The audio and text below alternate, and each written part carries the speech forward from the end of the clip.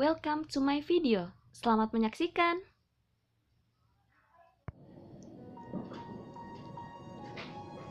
Assalamualaikum warahmatullahi wabarakatuh. Halo teman-teman semua. Apa kabar semuanya? Semoga baik-baik aja ya. Langsung aja.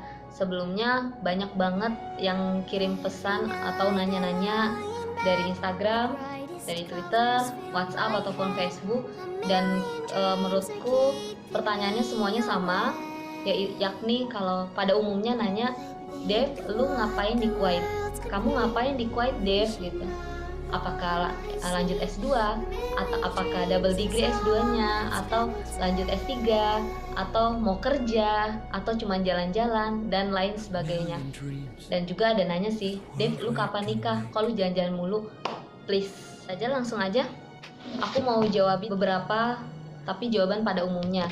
Yang pertama, alhamdulillahirrahmanirrahim, aku dan teman-teman ber-7 orang kita berangkat dari Indonesia menuju ke Kuwait City, negara Kuwait, di Kuwait pokoknya gitu ya.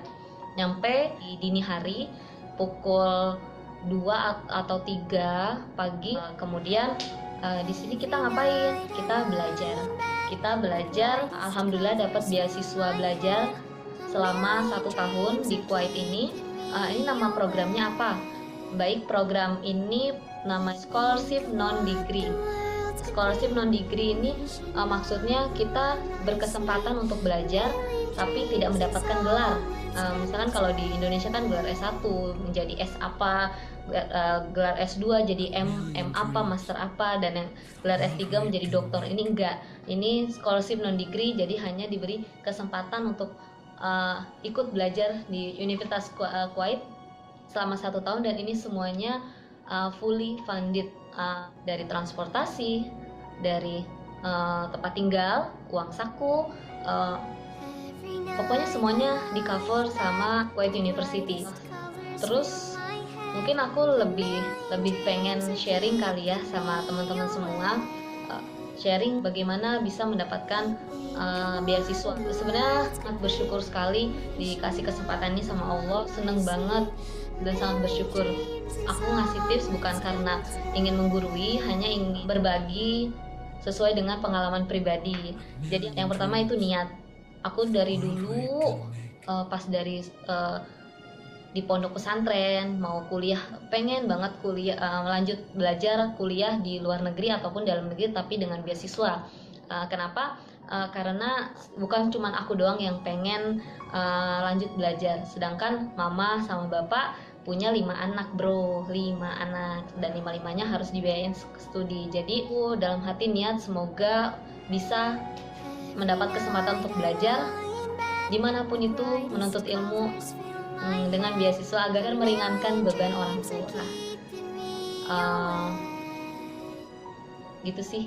Pokoknya niatnya yang pertama tadi ya, niatnya yang kenceng ya, niat bener-bener gitu. Jangan cuman aji mumpung, bukan cuman coba-coba, bukan cuman ya udahlah kalau dikasih iya, kalau enggak juga nggak apa-apa, bukan gitu. Niat bener-bener niat yang kuat gitu. Kalau kita udah niat banget pengen belajar, insya Allah pasti dimudahkan jalan sama Allah dari rezeki ataupun lain sebagainya. Dan yang kedua, kalau niat doang tapi tanpa aksi itu ya sama aja bohong ya. Maksudnya gini loh, kan kita pengen tuh pengen tuh belajar tapi dapat beasiswa, ya kita usahanya itu ya kita harus rajin cari informasi, dan kalau udah dapat informasinya rajin untuk apply untuk mendaftar beasiswa tersebut. Jadi yang pertama, cari informasi. Aku biasanya kalau cari info suka bingung, suka ditanya minta linknya, itu aku sebenarnya juga kalau ditanya minta link aku kadang susah ngejawabnya. Kenapa? Karena aku biasanya nyarinya itu random. Kalau misalkan lagi di sela-sela waktu istirahat atau lagi tugas sudah selesai semua, aku buka internet, aku pakai kata kunci fully funded atau scholarship dan lain, atau beasiswa, pokoknya yang kayak gitu-gitu. Nah, muncullah di situ banyak banget. Nah, buka satu-satu, jangan males, dibaca syaratnya apa aja. Kalau syaratnya memadai ya dan kita sanggup untuk ikutan, ya monggo langsung di-apply, jangan ditunda-tunda. Atau kalau misalkan emang harus mempersiapkan, dicatat dulu di note link-linknya atau di save, pokoknya itu harus kita apply. Jadi mendingan kita coba, nggak apa-apa nggak lolos atau tidak sama sekali untuk mencoba begitu. Asal kalian tahu, aku udah biasa dapat email penolakan untuk mendapatkan beasiswa, udah biasa. Jadi mungkin Allah kasihan gitu ya sama seorang Devi yang sering banget apply beasiswa ke luar negeri tapi ditolak. Akhirnya dikabulkan. Aduh, kasihan nih orang sering apply, jadi dikabulkan untuk berangkat ke Kuwait ini. Terus yang ketiga, persiapkan CV. CV itu kayak biodata pribadi. Untuk ngisi CV yang baik itu gimana? Kamu ya harus jadi mahasiswa yang aktif, yang jadi mahasiswa yang positif gitu. Misalkan kalian ikutan kegiatan sosial atau ikutan organisasi, atau kalian punya prestasi lainnya. Nah, itu yang mendukung CV kamu, karena biasanya panitia untuk beasiswa lebih memilih mahasiswa atau calon penerima beasiswa yang lebih aktif. Dia juga peduli, tidak hanya bisa dalam hal kemampuan ability ini, tapi juga lebih ke apa ya, ke sosial juga gitu, atau aktivis lah, atau setidaknya punya prestasi ataupun apa sih namanya, experience,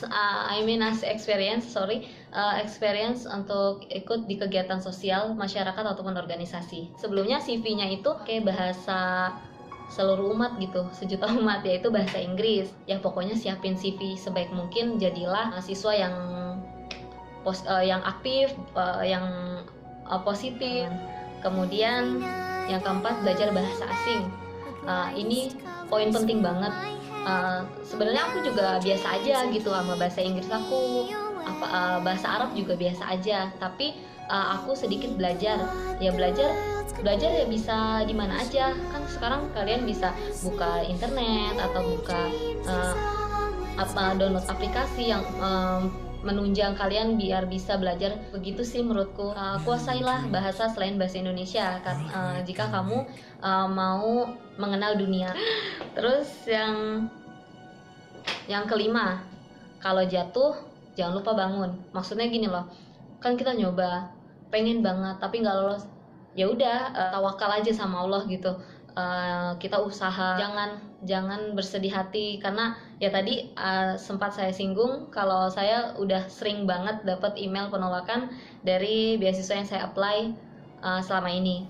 Jadi keep fighting, semangat. Terus ini sih yang utama, rajin ibadah dan berdoa.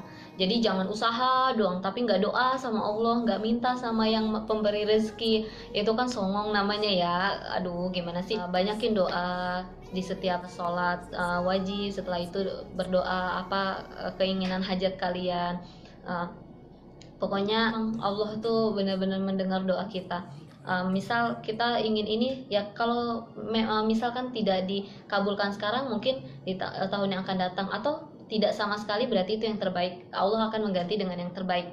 Duh, kok jadi dakwah, maaf. Terus abis itu, nah kalau udah dapat beasiswanya, jangan lupa untuk bersyukur terus, dan jangan sampai buang-buang waktu. Maksud aku, kalau udah dapat beasiswa ya kita pergunakan sebaik mungkin. Jangan cuma misalkan uang saku kita dapat, jangan buat leha-leha, tapi setidaknya ditabung untuk kebutuhan lainnya. Ketika ada waktu luang, jangan cuma pasif gitu. Kita bisa sosialisasi sama masyarakat, bisa sharing ke teman-teman, ke yang lainnya. Ya mungkin cukup sekian dari aku. Sebelumnya aku benar-benar mohon maaf, bukannya nggak mau balas pesan teman-teman semuanya.